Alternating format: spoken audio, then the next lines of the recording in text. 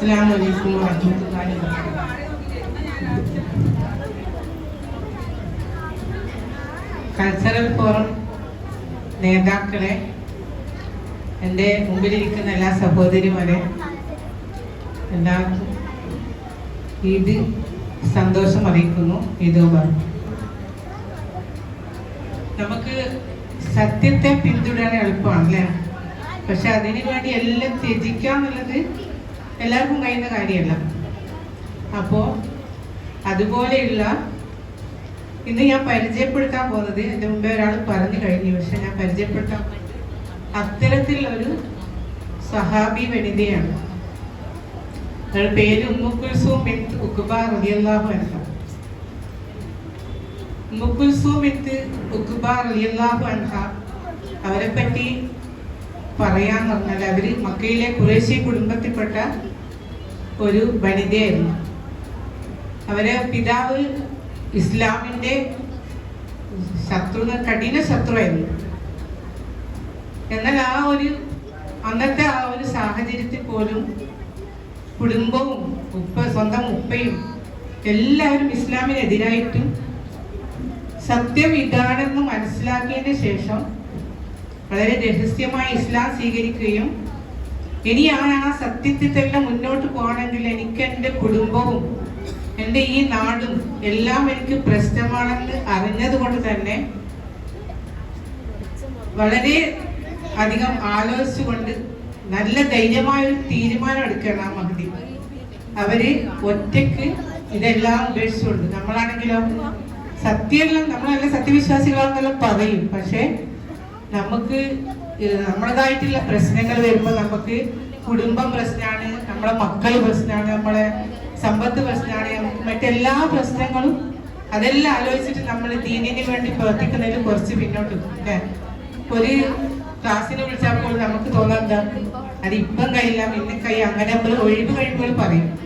പക്ഷെ ആ മഹദി ഇത്രയും ശത്രുക്കളെ കൂട്ടത്തിൽ അന്ന് ഇസ്ലാമിന് നിൽക്കാൻ പറ്റാത്തൊരവസ്ഥയിൽ അവരൊറ്റയ്ക്ക് തീരുമാനം എടുക്കുകയാണ്, ഞാൻ മദീനയിലേക്ക് ഹിജ്റ പോവുകയാണ്. അങ്ങനെ അവര് ഇന്നാണെങ്കിൽ എല്ലാ സൗകര്യങ്ങളും ഉണ്ടല്ലേ, അന്ന് ഒരു സൗകര്യം ഇല്ലാത്ത ഏത് വിധത്തിലേക്ക് പോയിട്ടുണ്ടാകാൻ നമുക്ക് ആലോചിക്കാം. അപ്പോൾ അത്രയും ധൈര്യമായിക്കൊണ്ട് അള്ളാഹുവിന്റെ ദീൻ വിശ്വസിച്ചിട്ട് അത്ര ധൈര്യമായിക്കൊണ്ട് ഇതെല്ലാം ഉപേക്ഷിച്ചുകൊണ്ട് മദീനയിലേക്ക് ഒറ്റയ്ക്ക് ഹിജ്റ പോവുകയാണ്. അങ്ങനെ ആ ഹിജ്റ പോയി മദീനയിൽ എത്തുമ്പോൾ അന്ന് ഹുദൈബിയ സന്ധി, ആ സന്ധിയുടെ വ്യവസ്ഥ നിലനിൽക്കുന്നുണ്ട്.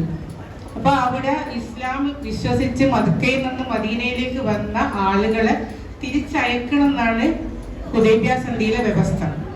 അവിടുന്ന് ഇങ്ങോട്ട് വന്നാളെ തിരിച്ചയക്കൂലാണ്. അങ്ങനെയുള്ളൊരു കരാറിൽ നിൽക്കുമ്പോൾ അന്ന് ഈ ഇത്രയും ധീരതയോടുകൂടി ഇത്രയും വിശ്വാസിയായ ഈ വനിത മക്കയിൽ നിന്ന് മദീനയിലേക്ക് എല്ലാം ഉപേക്ഷിച്ചുകൊണ്ട് പോകുന്നത്.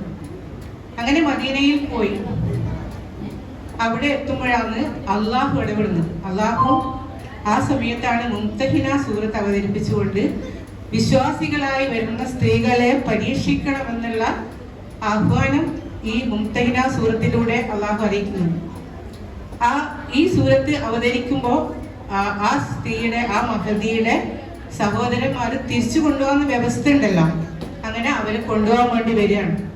അവരെ ആങ്ങളമാർ വന്ന് കൊണ്ടുപോകാൻ വേണ്ടി. അപ്പോഴാണ് ഈ സൂറത്ത് അവതരിക്കുന്നത്. നിങ്ങളുടെ വിശ്വാസികളായി വന്ന സ്ത്രീകളെ നിങ്ങൾ പരീക്ഷിക്കണം എന്നുള്ള ഖുർആനിന്റെ ആ ആഹ്വാനം അവിടെ ആ ഹുദൈബിയ സന്ധിയിലുള്ള തീരുമാനം ഉണ്ടല്ലോ, ഞാൻ എഴുതിയൊന്നുമല്ല വായിക്കുന്നത്, എൻ്റെ മനസ്സിനടുത്താണ് വായിക്കുന്നത്.